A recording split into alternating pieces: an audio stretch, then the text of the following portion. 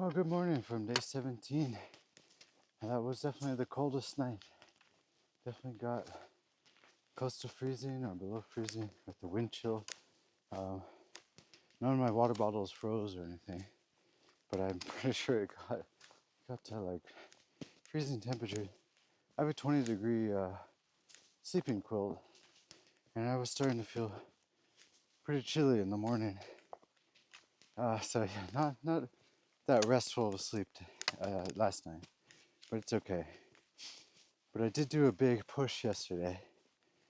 I think maybe the biggest ascent, uh, 3,300 feet or something like that. So I'm pretty happy I did that.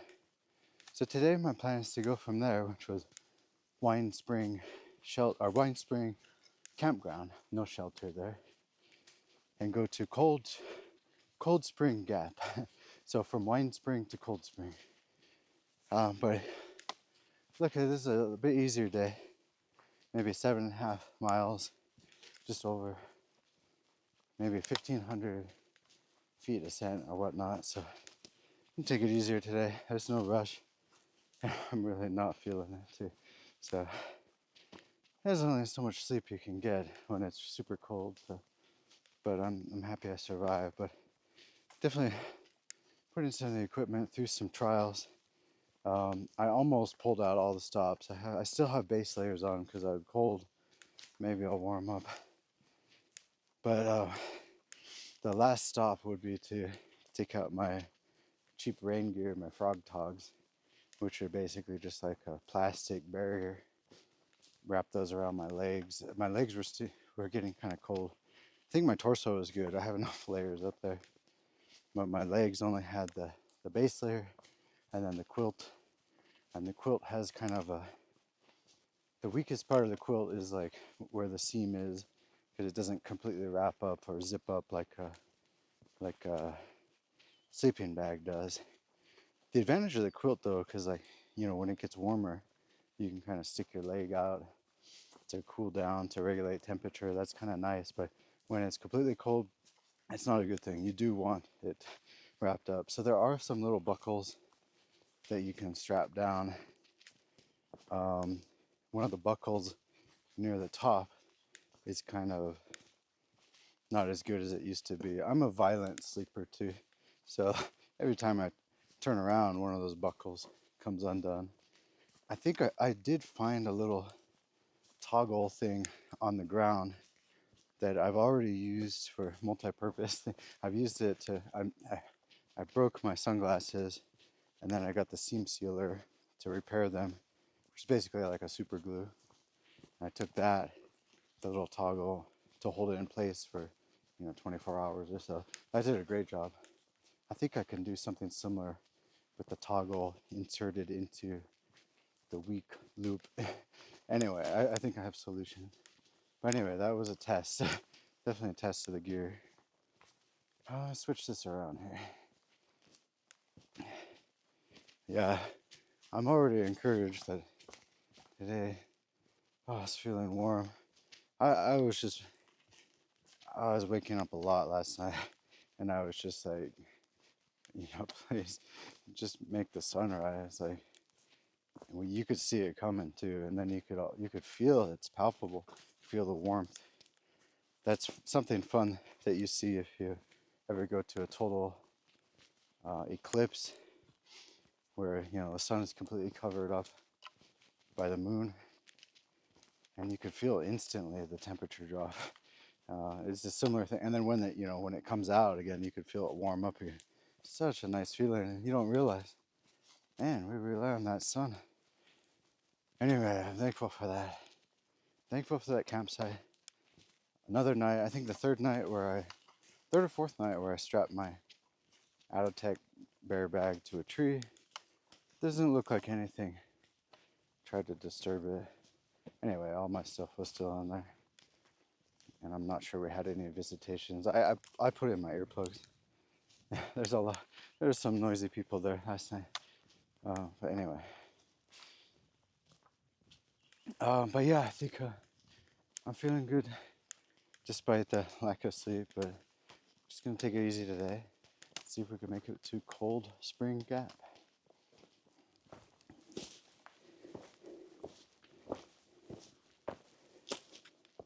I forgot to mention a little addendum to that last clip.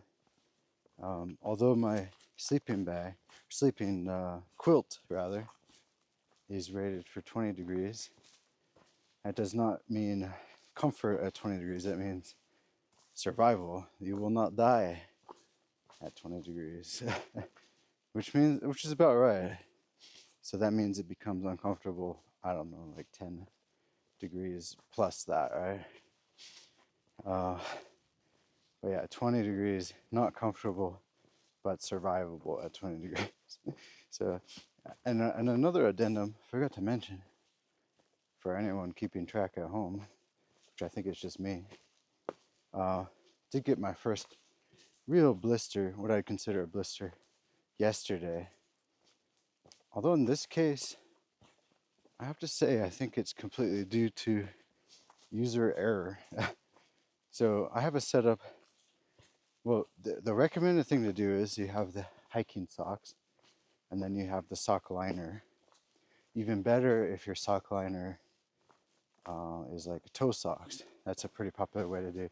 That's held pretty consistent. That was true for 7 years ago as well. And the toe socks really prevent a lot of the blisters. In this case, I say user error because I put them on backwards, so the right one was on my left foot and vice versa. And I even noticed that when I put them on. I think I was just lazy and stubborn, and I thought, oh, no big deal. Like, it'll still work. Like, I could still fit my every toe into a little toe hole or whatever. But I did notice when I was hiking too that something fell off with my left foot specifically. For some reason, my right foot was okay, even though it was also on backward, reversed, I should say. But yeah, I was feeling it during the day. I almost felt like my shoes were too small, which is something to keep track of too, because like as you hike, your feet technically swell up. They get bigger, half size bigger or whatnot, which is something to keep in mind when buying hiking shoes. So I thought, oh, maybe I need to go up another half size. Nope, it's just user error. Anyway, I paid for it, but I got my little first aid kit, put a band-aid over, a blister band-aid over overnight. Took that off this morning, cleaned it up a bit. I got some supplies for that, antibiotics and whatnot, triple antibiotic ointment, and also a little alcohol napkin just to clean up, and then slapped on a piece of Leuko tape, which is better than moleskin. It holds on. And that'll probably hold on for a while.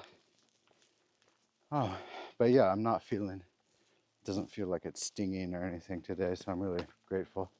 Anyway, completely user error, but I do count that as a real blister. The ones I had in the previous days have been like almost like little air bubbles, but not really. Maybe the beginnings of blisters, but this one was a real one. Anyway, some gross detail, but yeah, that's pretty good. I think over 100 miles, and then I get it. 7 years ago, I was using not toe socks, but I was using liner socks in addition to this stuff called hiker glue. Kind of glues your feet to the liner socks. So the idea is to prevent slipping and sliding, that sort of thing. That worked really well. I'd say for about 250 miles before I got a blister in an unexpected area, like on the side of my foot. But anyway, I'm not using that this time. Seeing how it goes. So, but yeah, little status update. All right, onward.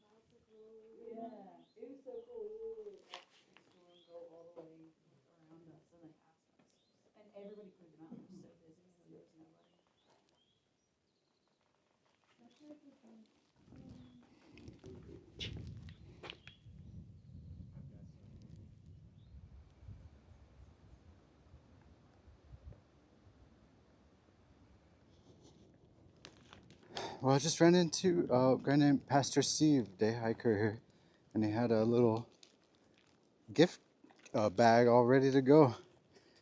Giant Ziploc bag, which itself is useful, and inside a little booklet about life or whatnot. I'll have to give it a read. And then some goodies like fresh fruit, like an orange, a little snack bar, some mocha mix, some coffee, and then he even did a prayer for me, which I told him about King Tut. It reminded me of King Tut, the trail magic guy. And I told him I can use his prayers. I could use all the help I can get. He says he keeps a list and got my name, Philosopher. But yeah, thank you, Pastor Steve. That was an interesting timing too, because today is not a long day. I took a little bit of a break at the last campsite, um, looking into the view and kind of getting depressed, not about the hike and the challenge of the hike, but thinking about what I'm going to do after the hike and what job I'm going to try to get after. Am I going to try to change my career, maybe? Change countries? I don't know. All these options are up in the air, and it makes me kind of depressed and frustrated. And I'm not sure if I'm even able to. I don't know. Like, maybe I'm getting too old. I don't know. All these like thoughts coming around my head. So that was that was well needed visit from Pastor Steve. Thank you again. But yeah, I guess I got some more months to think about life after the trail. For now, I try not to freeze to death at night. Try to keep myself not hungry. Try to keep myself fed. That's the most important things for the next few months. But yeah, I know how it sucks, like getting off the trail and getting used to regular life again. Almost like military folks, like trying to readjust to civilian life. I think it's similar to that. Anyway, I'll figure out that. I'll figure it out when it comes. But I got some thoughts floating around, some new thoughts. I won't share them here yet, but I'm going to write about them. But I think I have some next steps. Anyway, more things to think about. But until then, onward.